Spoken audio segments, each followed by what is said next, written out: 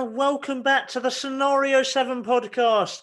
My name is Sam, and this week I'm just joined by Joe. We've got no Josh as he's living stuff up in Suffolk, but we've got Joe. Joe, how you doing, mate?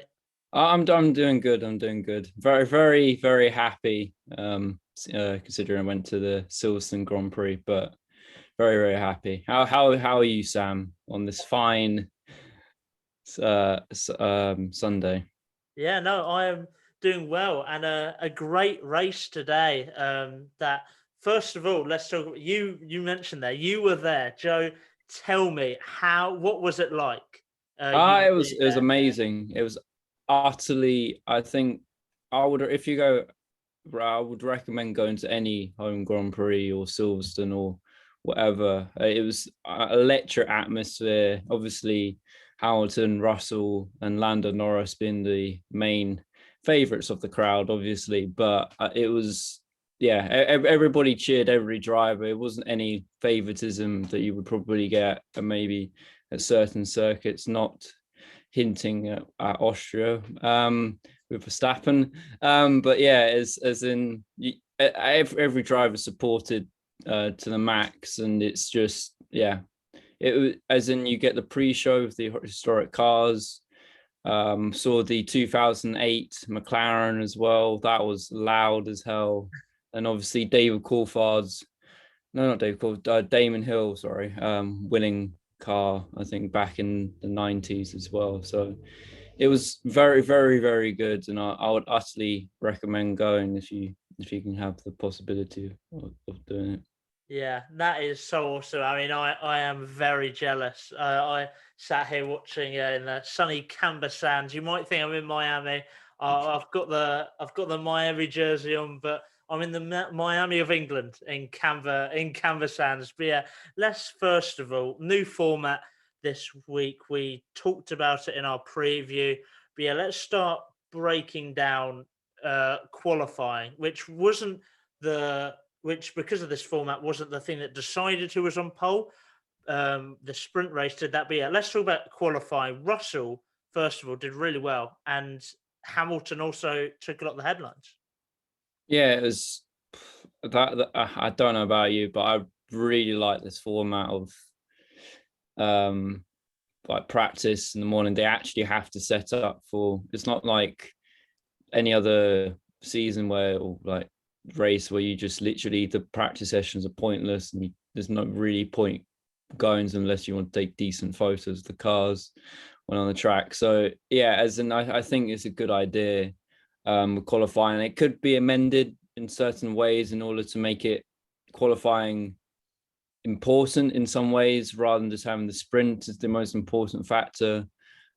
But I think overall, I think qualifying was very good to watch, considering obviously Lewis Hamilton got on sprint pole, I'm going to call it. Yeah. As at the FIA don't really like calling it pole for some dumb reason. Yeah, they also don't like calling the sprint race, despite being a race. But oh well, there was definitely a theme all weekend in qualifying the sprint race, and in the normal race, it was battling between Max and Lewis the whole weekend. Very close margins decided it, and in qualifying, that was definitely it's Hamilton put a amazing lap in, and he he wasn't really under pressure because he was also putting another storming lap in, but then he lost his back end, lost a lot of time. And Verstappen was on a lap, and I was wondering if he could beat Lewis's first lap, but it was so impressive that he couldn't beat his first lap. So we had drama in qualifying. And yeah, I get what you mean. It doesn't have as much of importance with the sprint race, but it definitely was still exciting. We still had drama. Russell getting to Q3 and beating a Ferrari. Like, that is absurd. He did really well. But let's move on to the sprint race. As you said about how much you enjoyed the new format, in the preview, I did hype it up. I said it was going to be good. And to be fair, I don't think it disappointed. It was an Alonso clinic. It was Fernando Alonso forgetting he's in Alpine, going back to Ferrari days, and he was superb. Can we just talk about how great it is to have Fernando Alonso back in the sport? He did amazing. Yeah, man, that man used to be my nemesis. I used to hate him, but soon he went to McLaren, I actually liked him. He's gets the most out of the car, and he's got the most about that Alpine, and I think hold off the two McLarens for long periods of that time, and let Leclerc get away so Lando can pressure the Ferrari. But yeah, it's that man Alonso is he's like 40, isn't he, or 39, something Late ridiculous like 30s, that. yeah. He's still got the talent of where he was when he was like in 2007, back then. He's yeah, it rolls back the years in a way, that sprint race. And again, I remember him saying it's not a sprint, it's a marathon. Yeah. Even though it was like 29, well, no, was it 29 laps or was it 17 laps? I 17 think. laps. Yeah. It was, yeah, it really was very impressive. But other than Alonso, we had McLaren looking very strong. We had Perez spinning off the drama of that gutting for me. And we won't talk about this weekend as a Perez fan because he had an absolute mare. But not ideal. We had a great battle at the front, for a lap or two with Max and Lewis, which was really good. Which carried on to Sunday, which we'll talk about. But yeah, I thought that the concept of this is really great, and it's definitely divided opinion online. A lot of people say they don't like it; they prefer qualifying, but then a lot of the drivers and experts really like it. So it's a weird balance between a lot of the fans don't, but the majority of the experts do. I have this. I enjoyed the format. The one thing I can say to it is the fact that if been as in I've watched F1, don't know since 2007. I've probably said a number of times they kept the same format until they put a stupid eliminating system in 2017. It didn't in Australia. It didn't really work. So I'm happy they're trying new formats, and it did actually work. And people like F1 fans say, "Oh, we need to make it more interesting, make every weekend actually worth something." Well, the whole concept makes it worth something. Maybe it won't make worth if someone did Monaco, for example. I think it has to be like maybe 7 tracks you do it at. But I think people, I think the one trouble is people get too hyped up about, or not too hyped up, but expect too much. Expect like online F1, you know, on like the PlayStation or the Xbox. It's not going to be like that. It's F1. It's not a video game. If you want to watch that sort of stuff, go and watch league racing on YouTube or Twitch. It's for me, it's just a bit ridiculous. If I haven't seen the stuff online with the disgruntle about the new format, but I just think if you want to watch close racing, really close racing, and there's like the Slipstream Fest, go and watch league racing on F1. Yeah. If you want to watch actual sport, yeah, go and watch the Grand Prix. exactly. No, it was definitely great just to see some more racing. I mean, we love F1 because we like to see racing wheel to wheel. I don't understand people. We basically get another race during the weekend. That's awesome. We get more laps. We get to see more racing, and it may be not as good for qualifying, but as you said earlier, more importance on practice. FP1 is now very important because they have to set their car up for qualifying, and FP2 is very important because they have to set their car up for the sprint race. So I think the concept was good, and if you put it on a few tracks, you can tweak it if you want, but if you put it on tracks with that are known for overtaking, I think it could be a real success. And one of the criticisms of it was, and these were criticisms were coming up before the race, they said that it's taking racing away from the race, or like overtakes that would happen in the race away from it. And this Grand Prix proved that that was not true. The drama was very much still on Sunday. And let's talk about it. The race, lap one. We have Hamilton starting in second, Verstappen in first. And it was a phenomenal battle for half of the lap.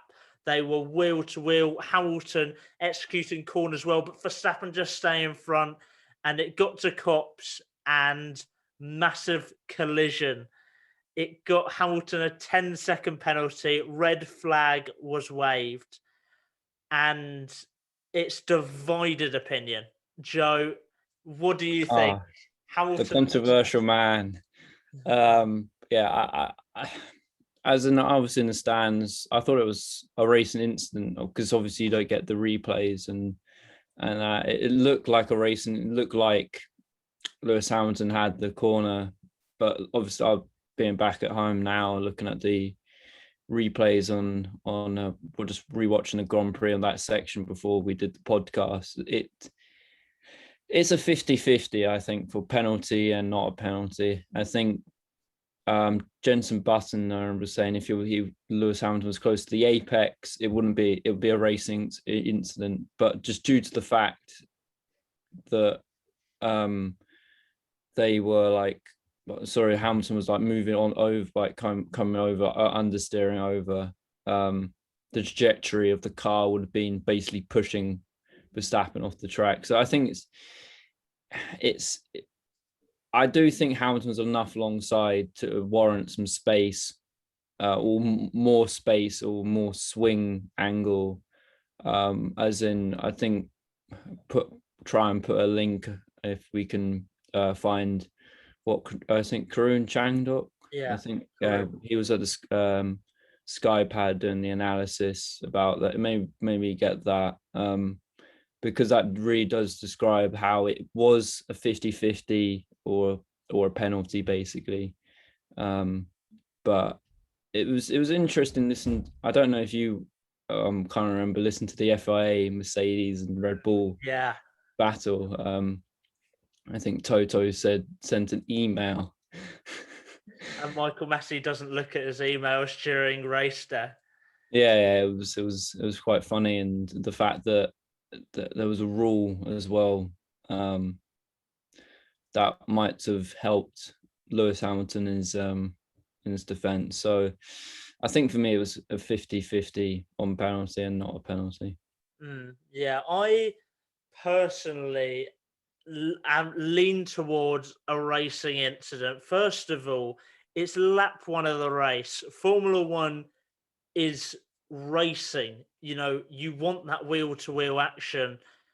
And it's unfortunate there was an incident. We are very happy that Max is okay. We're glad to hear that he's made a recovery. But accidents happen. You want to see them try. I mean, Hamilton is going for that corner. I think it's a racing incident because when Hamilton is approaching, yes, he's on the inside, but Max squeezes him very close to the wall before backing off, which kind of means that Hamilton can't really see the apex. So that's why he misses the apex. And realistically, Hamilton could have backed out. Verstappen could have left more room. They're two racing drivers that decided neither of them were going to yield. Normally, one of them does back out, but they're both going for the championship. They're both super competitive, and it's unfortunate that this happened. For me, racing incident. I thought if there was going to be a penalty, 5 seconds, but I thought 10 seconds was harsh. I can't believe Helmut Marko came out and said that Hamilton should be banned for a race. I mean, that is absurd. Some of this stuff that comes out of his mouth is a bit ridiculous anyway. Helmut Marko. He's a bit of a pothead, isn't he? Yeah. It's a hard one, I think. I think when you look at the like drivers, they're a bit mixed. You look at fans, especially the people that don't particularly like Lewis, or just in general. they're quite a bit over the top, I would say, in terms of their opinions on it. I think it was, if you understand how a kind of concept of racing, you kind of get it was a bit of a 50-50 racing incident or not, or penalty. Simon was looking, someone said 20-second penalty, and that even that would have been absurd. I might as well just done a drive through. Yeah. Because it's like it's you can come around in like circles on this, like looking at every single angle, and then but overall, I think for me, Verstappen turned in on him. That's just my initial what I thought and initial opinions on it. But yeah. Yeah, like I do understand why Red Bull are like feel aggrieved, and fair enough. They're in a title fight, and their main title rivals have just come first and third, and they've come 16th and DNF'd. So the title fight is, well, the constructors is now within 5 points, and I think there's 8 points between Max and Lewis. So it's definitely got a lot closer, and everyone has an opinion. Max fans are mad. I think 10 seconds was harsh, but fair enough. He got the penalty. He still won the race. What an incredible job he did. He, I'm struggling to comprehend. I was watching it and I just couldn't believe it. Leclerc with about 10 laps to go, or five, I don't remember how many laps, 8 maybe, was 10 seconds ahead, and Lewis closed that gap. And what I found funny is Red Bull's main thing was no one overtakes on that corner. It's a high speed corner. Hamilton overtook Leclerc on that corner, and Hamilton overtook Norris on that corner. So Hamilton went on to make 2 overtakes, which were clean because Leclerc gave him respect and Norris gave him the respect to that corner. Admittedly, they were different because Hamilton was probably in front at the time, but they showed that an overtake could be made there. So I don't know. I thought that it was harsh, but to be honest, I'm over the moon that Hamilton to win it, and we now have a title fight. Yeah, I think that's the main thing. I think people, even against Lewis Hamilton, I think just should appreciate it's going to be a title fight now. It's not going to be a one-way city to Max Verstappen city. Oh, I'm mucking up this saying, but yeah, it's not going to be a one-way Red Bull. I think that makes the sport more interesting. I think makes commercially for like Sky and even like whoever broadcasts it more money, because it helped because of the promoting the title fight between Lewis and Max. I think if Max won this race, I think the title fight will be over, because it's Hungary next, then Spa, then is it Netherlands or Monza? Oh, mate, I'm terrible. As in it's got tracks that are a bit mixed for the Mercedes and Red Bull, so it makes the overall calendar, and I might be pushing this a bit too far, but I think it go all the way to Abu Dhabi, this title fight, just due to the fact it's happened now, as in the incident, the mistake, you could say, as the fact that Verstappen just didn't have to take that risk.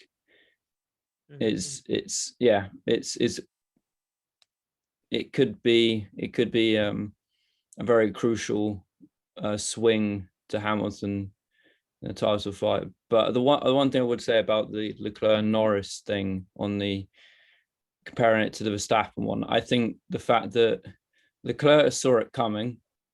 Yeah. Norris just said, okay, you could overtake me anyway. Yeah. Verstappen was like, okay, there's not enough, as in Hamilton would go for it anyway, or Verstappen would have went. Verstappen could have let him pass and then just basically just undercutted him. I think is a bit, for me, was a bit silly for Verstappen taking any risk in a title fight, because this reminds me of Rosberg Hamilton battle, or Hamilton season battle between them. I can't remember when they collide together in Spain. So this could be this could be the, I don't know, a Senna Prost beginning of the era. Yeah, I am slightly worried because we have a quite harmonious grid. Everyone gets on with everyone, apart from maybe Mazepin and Schumacher, who kind of have a disliking because they hit each other every race. But it's quite a harmonious grid. Hamilton has lots of respect for Verstappen. Verstappen has a lot of respect for Hamilton. I'm worried that this will upset that a bit. Max tweeted after the race, furious, called him unsporting like to celebrate in front of his crowd, which Max would literally do if it was roles reversed at Zandvoort. So I think he's a bit hypocritical. But yeah, I'm worried it will spew over. But I like it. It makes more controversy. I mean, Joe, that sums you up. I want the harmonious grid. You want the controversy. All I'm saying is Netflix are licking their lips. I bet they love that. They'll have a whole episode dedicated to that. Oh no, they probably do Haas. Imagine that they will 100% do that, and then they'll make a storyline up between Norris and Ricciardo and pretend there's a massive beef there. But yeah, let's move on to breaking down team by team their weekends. Let's start with Mercedes and Red Bull. We've talked about them a lot already, but we had very differing weekends. We had Mercedes, Hamilton first, Bottas third, getting them 40 points. That's not including the sprint race, actually, which I haven't thought about. And then Red Bull have Verstappen and Perez. Verstappen DNF'd and Perez 16th. I mean, we've talked a lot about Verstappen and Hamilton. Let's talk about Bottas and Perez's weekend. Bottas, I think, to be fair, was very solid through the weekend. He listened to team orders, which at the end of the day helped the team. And he's starting to put some performances in that are making me think that Russell, if he does come in, will be at the end of the season instead of midway through.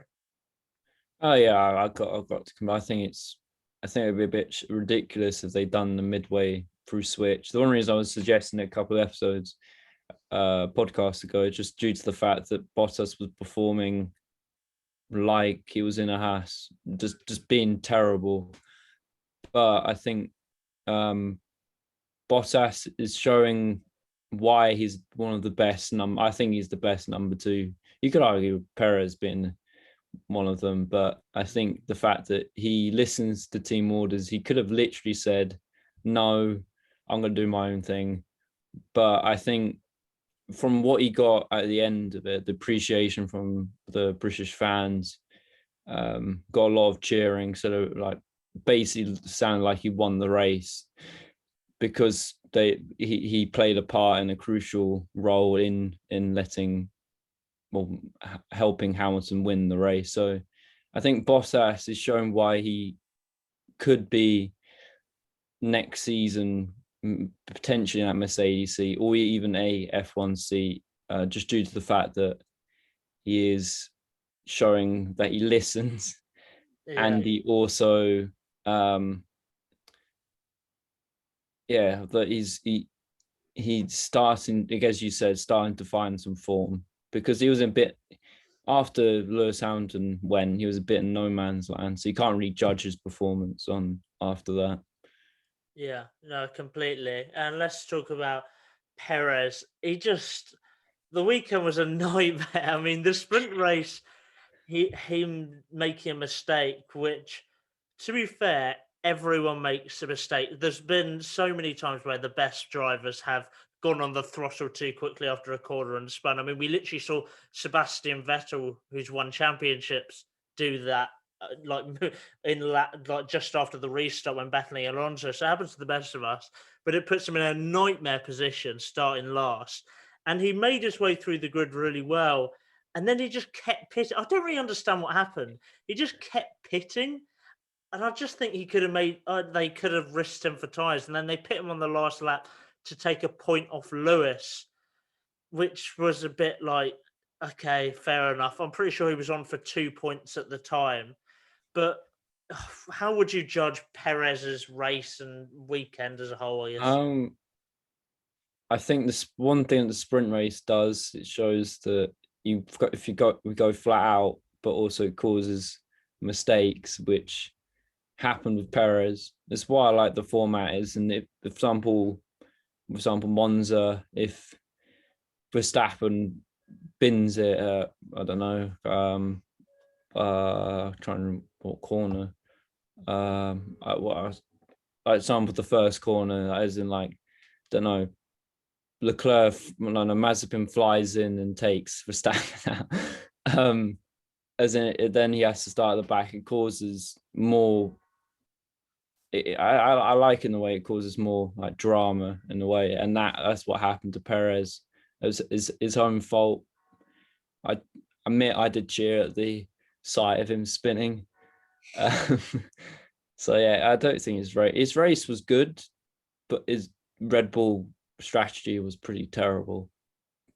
Yeah, no, I'd agree. The strategy, I just don't understand what was going on with that. But yeah, let's move on to McLaren versus Ferrari. Leclerc coming second, and he was so angry. Yeah, who'd have thought that coming second he'd be mad? You mentioned earlier that Bottas is one of the best second driver. I also think that you can now throw signs in there. I think he's done a really great job for Ferrari. But yeah, then you have Norris as well coming fourth and Ricardo fifth. That's more like it from Ricardo. Finally getting some positions that they wanted him to. I can't believe that McLaren coming fourth and fifth was still got 4 less points than Ferrari, just showing how well Leclerc did. But it was kind of a tale of two botched pit stops, one for each team. Norris had a nightmare, and Sainz had a 12-second pit stop, which was really not ideal. And to be honest, Norris could have potentially been in contention to win this race if that pit stop was better. I personally think that Hamilton would still come and win it, but yeah, you never know. Let's talk about McLaren and Ferrari. How would you compare the two weekends? Um, you know how I don't particularly like Ferrari. As in Ferrari did very, very well today. They're starting to actually impress me for once. Um, well, they have impressed me the last couple of weeks anyway, but those races. But yeah, they've improved a lot. They've done, I don't know, they've done something to that car to be able to keep it in a straight line over corners. Um, but they've yeah, that as in Ferrari today were pretty solid. Sainz could have got Ricardo, but obviously it's quite hard to overtake in Silverstone. And as you said again, Norris could have got a podium or even the win if his pit stop was better. But I'd say it's pretty decent from both teams to keep it short. I think Ricardo is slowly getting back on form. Yeah, which is good to see because we all love the honey badger. I love the honey badger. It's always good to see him doing well. And this Ferrari McLaren battle, it's good to see not just a battle at the top, but there's a battle. They're kind of above the midfield. There's battles all over the grid, which I think is really good. But yeah, let's talk about the midfield battle. We have AlphaTauri, Aston Martin, and Alpine. And I think it's definitely fair to say Alpine had the better weekend. They got 8 points. Alonso coming seventh and Ocon ninth. Both of them finishing in the position they started in. Very solid over the weekend. Alonso in the sprint race. Oh, I wish I could give. If there was a driver of the sprint race award, I'd give it to him. Just I was blown away by it. Aston Martin, Vettel DNFing with the problem with his car. Span early on anyway, wasn't having a great race. Stroll, very, very underrated race, 14th to 8th, did very well. And then the Alpha Tauri, 11th and 10th, Sonoda finishing higher than Gasly for once. I mean, let's what do you think about the midfield battle at Silverstone? I've he probably praised Alonso way too much this week, but he's been yeah, he is and that Alpine isn't again not particularly that fast. I would say it's maybe streaking away from the Aston Martin and the AlphaTauri. I don't know what AlphaTauri are doing lately, but they haven't been doing very well in terms of their raw pace in the race and obviously in qualifying as well. So yeah, the Alpines are impressing me. Alonso again, solid job in the sprint and done a very, very nice race. Then Ocon, he's just I think he was in no man's land again. I don't think he really did much, but he's what the one driver that was very much like he was really under he got did he get off well yeah it was after his new contract, wasn't it, that Yeah, it his fell apart. performance dipped. Yeah. So it's good to see that he's slowly recovering from his dismal form. So yeah, very good day for the Alpine. Then obviously you said bit upset that Vettel kind of spun it. It's not going back to the Ferrari days, but it's he yeah it's just the I don't know, it's he couldn't really recover from that. And then as you said, Stroll, brilliant recovery drive. And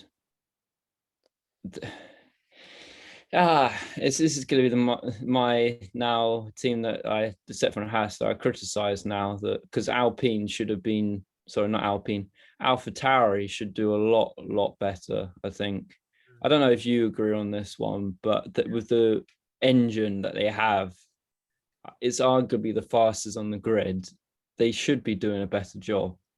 Yeah, no, I agree. I think that Gasly is doing well. I mean, admittedly coming 11th today, but Gasly has been very consistent this season and has been one of the standout drivers.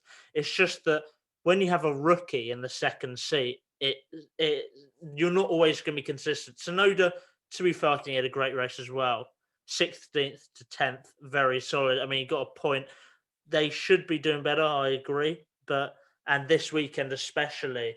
But I think that Gasly is doing well and Tsunoda is growing over time, 100%. I'm not going to lie, Ocon at Austria was a nightmare. And bearing him, like this race, I think he's done well. So it's maybe unfair to criticize him this week. But if he's been linked to a Mercedes seat for a long time, Toto Wolff, of course, manages him. A lot of people, and I've myself has tutored him and Russell to be a partnership going forward. But this season, I would probably say Ocon has probably been one of the most disappointing drivers because everyone's been saying this is the season, maybe he's being mentored with Alonso. This is the season he cracks on. But Alonso has just been so much better than him. He hasn't really had many strong races. He had a good race today, so it's hard to criticize him, as I said. But he's really not made that many steps towards that Mercedes seat. And I find it increasingly unlikely that he will find his way to that Mercedes. What do you think? I've got to completely. I'm going to agree on this one. I think Hamilton is rumored to stay in sport for 2 years, but there's rumored to be even after that, as in just due to the fact it's. I think Toto Wolff said it's not the last contract, so you could even.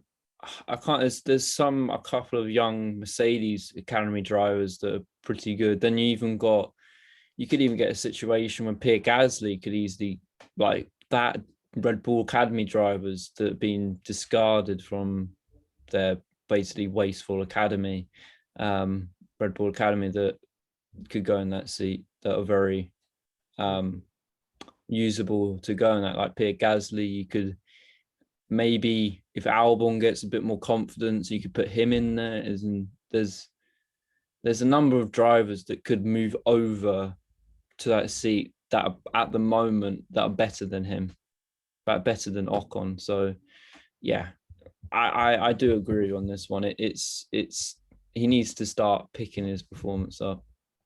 Yeah, but to be fair, if he drives like he did this weekend, then maybe he's in with a chance. Let's move on to Alfa Romeo. Pretty, they just have a lot of unforgettable races. This is one of them. Raikkonen was doing well and then span 13th to 15th, and then Giovinazzi did the opposite, 15th to 13th. I think that Giovinazzi is now the number one driver at Alfa Romeo. I know Raikkonen has tons of experience, but I personally think that Giovinazzi is doing better. I know they both got 1 point this season, but I think Giovinazzi's raw pace is quite underrated. I think he's doing better. Um, First of all, quick word: how would you rate their weekend overall? I mean, there's not really much to say, is there? I think the only positive that I can give, well, from my experience, is that the Alfa Romeo name is staying. Yeah, I think that as that literally describes their week. It's been pretty unforgettable, as in terms of just being boring and dismal. Yeah, I think what when you say and Giovinazzi, and I think personally both of them will be out.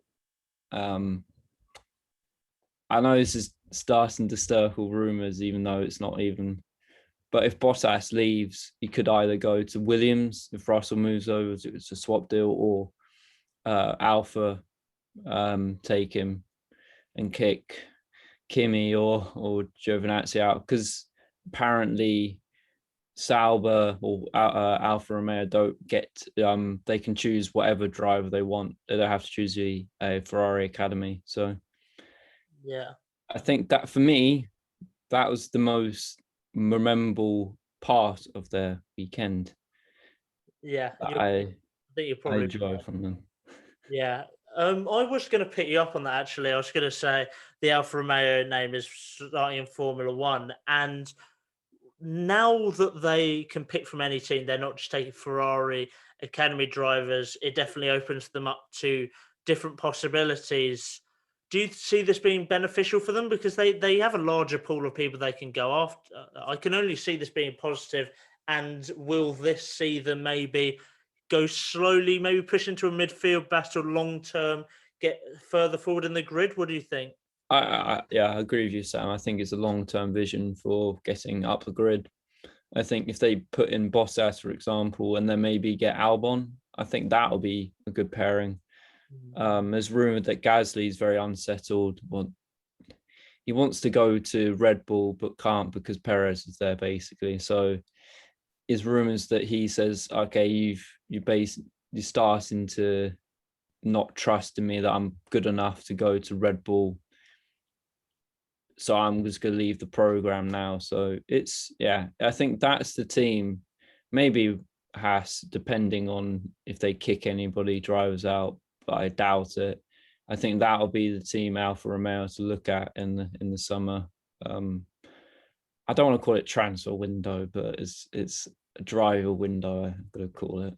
Yeah, I think it's also really great for Formula 2 drivers as well because they're looking at Formula 1 and there are very limited seats. Bear in mind, Mercedes take people predominantly from the Mercedes Academy. Well, I mean, they're not going to get someone from Formula 2 to Mercedes, but you know what I mean? Williams will look at that kind of academy. You've got Alfa Romeo at the moment take from the Ferrari Academy, or Ferrari take drivers from the Ferrari Academy. At the moment, a lot of the teams only take from their academy. I think that they will be happier that there are potentially two seats for a driver who could be in any academy, doesn't even have to be in an academy. I think that's definitely a positive for them. And hopefully it's closer to my dream of having Theo Pourchaire in Formula One. He's coming. I think he's in the Alpine Academy. He's going to future world champion, mark my words. Oh, he looks like a good driver as well. He really does. I think he's just finished his GCSEs. Or his, Okay, or let's not start that. No, that's too. No. it's absurd. And Oscar Piastri is doing really well as well. So you've got some two really great rookies in Formula Two who are performing. I want to say Theo Pourchaire. He's going to be great. I'm backing him. You've heard it here first. You probably haven't heard it here first. A lot of people are backing him, but I really like him. So yeah, I've gone a massive tangent there. But yeah, let's wrap up the team by team breakdown by talking about Williams and Haas. First of all, I said before, I said in our preview that I thought that the Russell wouldn't do as well this weekend because the sprint race is another race and the Williams aren't very as good in the race. And in qualifying, unbelievable. In the sprint race, I actually think he held his own better than I thought he could. But then the race was pretty disappointing for him. And then you have Latifi, who just, 14th, gained 3 paces, I guess, all right. Schumacher finished 18th, and Mazepin finished 17th. So Mazepin's the better driver at Schumacher. So that's what we learned. But yeah, let's talk about Williams and Haas. Mainly George Russell because he's the main talking point. Yeah, I think I don't even know where Latifi finished. It's 14th. Yeah. But Latifi at the moment. Sorry, all the Canadian fans out there, but he's a bit irrelevant. He needs to maybe go and do something else in motorsport, I think. Anyway, let's not bully Latifi. I think Russell, I think, had as he again said, a solid qualifying and an impressive, I think, for me, sprint race. I didn't expect him to fall down the grid, but after the red flag his start was pretty terrible. I think he was in 17th or 16th after the red flag. So I think it was a good recovery. I wasn't going to say recovery drive to get where he started 12th, but I was expecting a bit more. But again, that's just maybe just a William package. Couldn't get above as he finished below the 2 Alpines. So no, sorry, not Alpines, AlphaTauri. So I honestly think that George Russell is, for me, probably going to get that Mercedes seat. 100%. Yeah, as in it's pretty obvious that there's sense coming out of Mercedes that there is another driver coming to take that seat off Bottas. It's not it doesn't suggest that Russell will get it. You might get a random guy from F2 getting it. I doubt it, but Van Dorn makes his return. The word of Van Dorn. Anyway, there's a lot of sense coming out of Mercedes. So I think I expected more, but obviously it's the William package, and then Haas.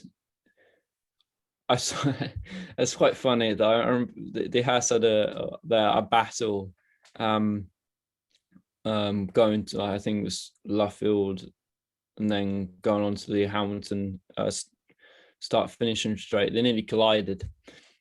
So I don't think you can judge Mazepin and Schumacher on how performance, because the car, as I always say, is just an F2 car. It's an F2 car. We should put that on a t-shirt. Honestly, it's like your tagline. I love it. But yeah, you're right. The Haas is just rubbish, and the Williams is much better. But George squeezed every last thing out of it.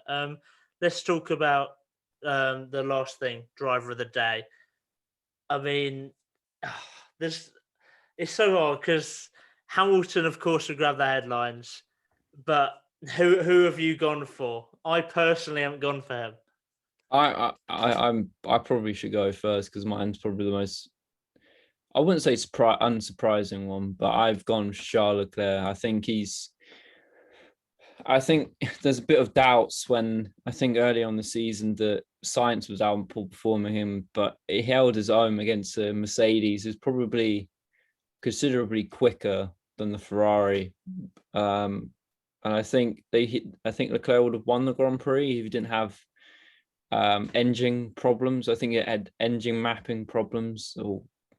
So I think for me, just the fact he hold off a Mercedes and Lewis Hamilton driving, not Bottas, who just didn't really do much to contend with Leclerc. So for me, he's my driver of the day, as in the fact that he got the maximum out of that car and he's starting to get on a level of performance where he should be.